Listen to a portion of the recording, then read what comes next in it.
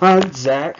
I'm going to kind of go over some improvements I think that the Elon Musk Cybertruck could do to improve.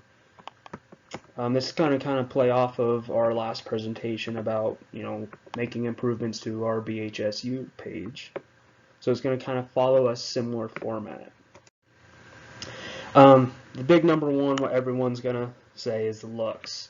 Um, Up here in the right hand corner, we have, Elon Musk's, Cybertruck.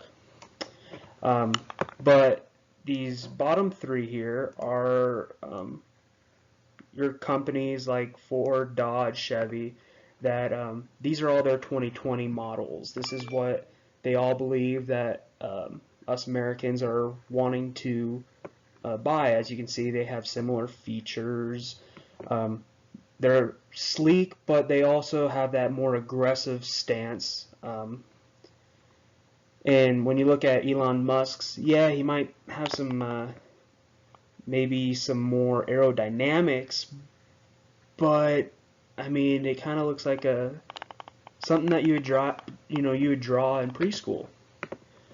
Um, the next thing I would go to say is the market.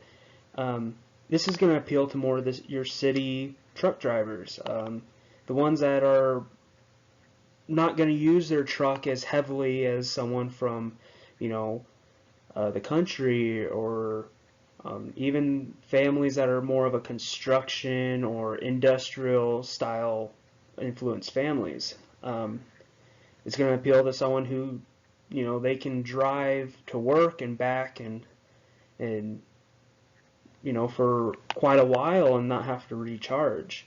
Um, for people in rural areas, it's kind of hard to, um, even though it's a 500-mile range,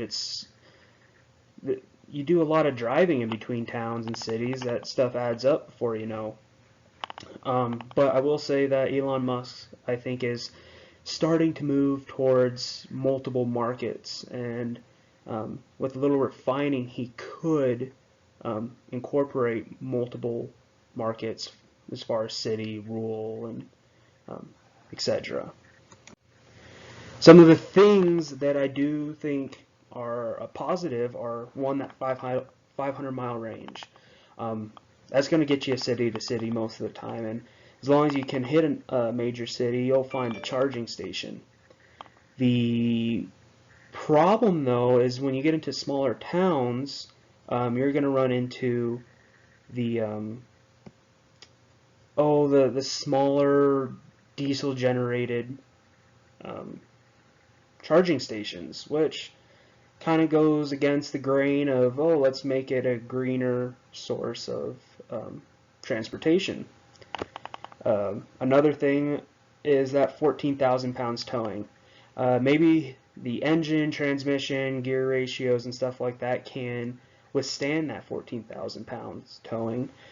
But if you look at, even with his little Elon Musk ATV, look how much that fender is barely clearing that wheel.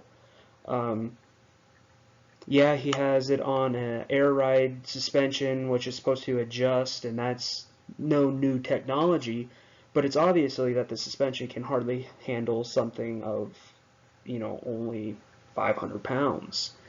Um, so maybe future improvements to components like suspension and um,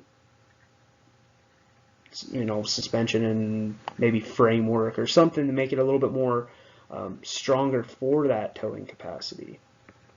Um, but other than that, I think there are some pros and cons. I say majority cons. It looks like something that um, you kind of put off to the last deadline and threw something together and hope for shock and awe, and well, he got shock and awe, but I don't know if it's the correct ones. But I think it's moving forward towards something that could be better for all truck drivers or even your regular car drivers.